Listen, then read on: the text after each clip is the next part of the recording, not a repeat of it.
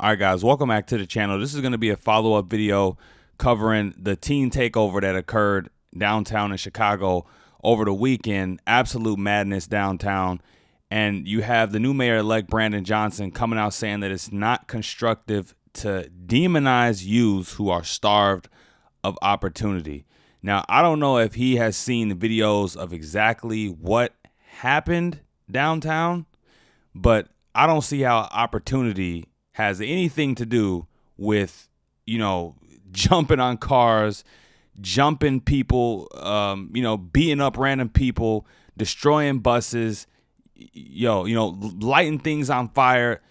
This type of madness, this type of behavior, this don't got nothing to do with opportunity. Matter of fact, this type of behavior that we saw over the weekend is a huge part of the reason why there are less opportunities in predominantly black city areas. But with that being said, you guys, we're about to take a look at this. Don't forget to like, comment, share, and subscribe while we watching. Now let's roll it. Violent weekend of shootings and fights involving large groups of teenagers here in Chicago. Last night, hundreds of young people descended on Michigan Avenue, smashing car windows and trying to get into Millennium Park. And Friday night, another large group brawled at the 31st Street beach, setting a car on fire. Tonight, both the mayor and mayor-elect are weighing in on the teen takeovers, calling them unacceptable. This was the scene at Michigan and Washington last evening. Police making 15 arrests during a massive disturbance in the area of Millennium Park. A 16 and 17-year-old were shot as others jumped on cars, smashing windows. This woman and her husband were attacked in their cars. They waited for a light to change. The guys are jumping in my car. My husband go to the hospital. What did they do? Because the guys I put in their face. And on Friday night, a 14-year-old boy was shot near the 31st Street beach after fights broke out among a large crowd of teens. In a statement, incoming Mayor Brandon Johnson said, "It is unacceptable and has no place in our city. However, it is not constructive to demonize youth who've otherwise been starved of opportunities in their own communities." Mayor Lori Lightfoot says her office has been having conversations with Chicago police about monitoring and responding to the gatherings, saying, "We as a city cannot and will not allow any of our public spaces to become a platform for criminal conduct." CPD has assured me they will make the necessary adjustments to address these teen trend issues as we move into the summer months. Other elected officials are questioning the parents. 3rd Ward Alderman Pat Dowell tweeting, "No other community abdicates parental responsibility for their children. None. Until parents collectively take back control of their homes, nothing will change." Sentiments echoed by a woman we met in the middle of the mayhem last night. I'm appalled at what I see. I'm from Chicago, and I understand kids having a good time, but it's simply bad parenting. We have to do better as parents. Our kids should not be out here. Where are their parents at? That's my question. Chicago police say most of the people arrested last night around Millennium Park have now been charged with reckless conduct. All right, guys, you see now, you heard that. Absolutely insane. If it was any indication prior as to how Brandon Johnson would run the city, and there was, we had a pretty good idea of what type of mayor he would be. Now he has fully shown his hand. He's fully shown his cards, and it looks like Chicago will be getting more of the same. Imagine the people who are actually hurt and affected from everything that happened over the weekend. The people who got beat up, the people whose cars got smashed and lit on fire. Imagine all of those people hearing the mayor or the mayor-elect come out with a statement saying that you shouldn't demonize the youth. where's the care and where's the concern for any of those people? You know, the lady who crying, her husband got sent to the hospital, just beat up for no reason by a mob of chaotic kids. This is the issue, and this is why nothing will change. Things will remain the same if we can't call out the actual problem. Keep in mind, you guys, we only in spring. It's April 17th. The summer hasn't even swung around full force yet. Everybody that lives, you know, in the city or near it knows that once it really gets hot outside, that's when things get wild. That's when the death numbers start to rise. That's when you see more crime. That's when you see more violence. There's more people outside, more things going down. Things like this happen every year, and it looked like it's starting early this year. Now, I got the statement right here to show you guys. You know, none of that Fox show was manipulated in any way, shape, or form. This is his actual Twitter where he actually tweeted out this picture.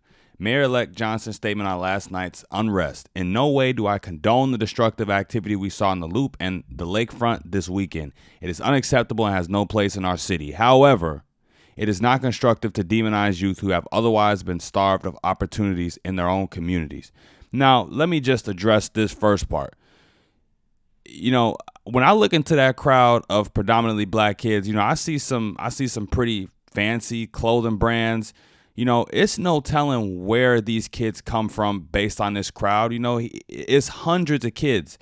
People gather around in the city from the suburbs, from the hood, from the city, from everywhere. So it could be kids in that crowd that absolutely do have opportunities where they come from. So to push blame for this happening on a lack of opportunity is crazy to me. And that's honestly what he did. It's like he contradicted himself. I don't condone destructive activity. However, it's not constructive to demonize the youth. How do you expect people not to demonize the youth when the youth are out there looking like demons running around causing chaos, instruments of chaos? How do you expect people not to demonize the youth? I went to high school at a suburban school that was predominantly black. And this big crowd, these big gatherings, it just reminds me of high school whenever it's a fight that's breaking loose. You know, this for these kids is like fun. This is what makes them feel alive. You know, at my school, you would see crowds gathering and things like this happening. And we were in the suburbs, at a suburban school. We had opportunities. You could play sports. You could join clubs. You could do all of that. But kids still chose to do bad things. Kids still chose to do the wrong things. It's not all about opportunity. And like I said in the beginning, opportunities will leave your communities if you have this type of behavior. So the real issue is not a lack of opportunity. It's a cultural issue, a behavioral issue, and a parenting issue. Those are the biggest issues. You can have all the opportunities in the world and things like this will still happen. Let me finish reading this though. Our city must work together to create spaces for youth to gather safely and responsibly under adult guidance and supervision to ensure that every part of our city remains welcome for both residents and visitors. This is one aspect of my comprehensive approach to improve public safety and make Chicago livable for everyone. Maybe less comprehensive and more direct. You see, the problem with this comprehensive approach, whatever that means, it sounds like a soft approach.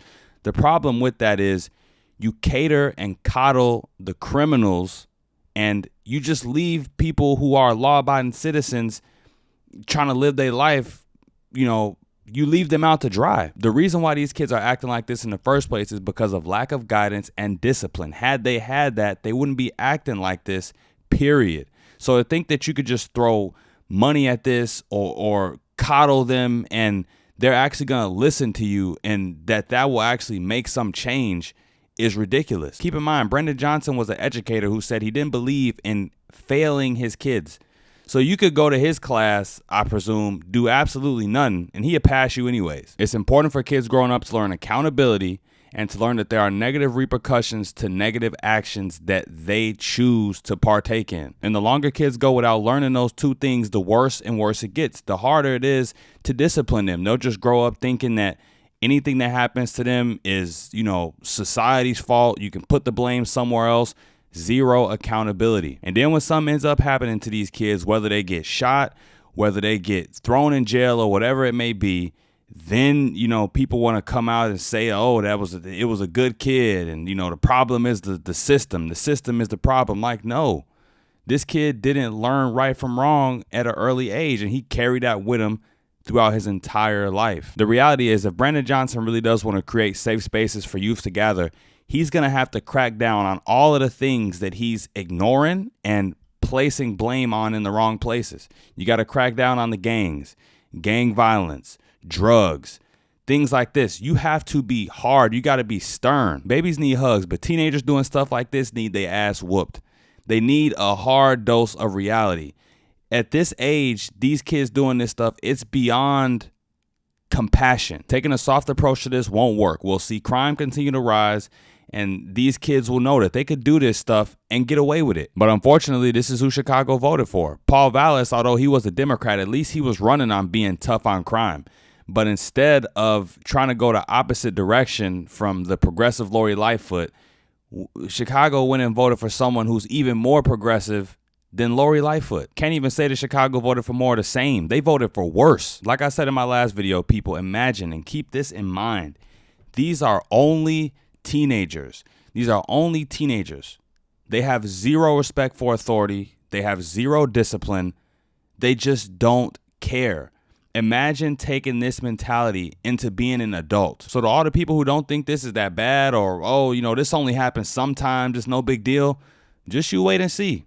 This is only the beginning of the end. Every older person I know that tells me about Chicago, stories of it and how it used to be, how much they enjoyed it back in the day, tells me how much it's deteriorated over the years. We have been on a downward trend, and it's unfortunate that people have been, you know, in a sense, normalized to this type of behavior where they think that this is just all right. It's not that big of a deal. But like I said, man, we ain't seen nothing yet. We gonna see it get worse. And, you know, I really think we're gonna see it get worse with a mayor, a newly elected mayor whose, you know, answer to this somehow is, you know, the comprehensive soft approach. But that's it for the video, you guys. Just to wrap up and get my final comments, you know, last night when I finished doing my video initially on everything that happened over the weekend, as soon as I finished making it, I go on Twitter and I saw that Brandon Johnson had put out this statement, and I read it and I'm like, okay, well, where in this is he, you know, saying anything to all of the people who were affected, whose cars were smashed, who got beat up? Where is he saying anything to any one of those people?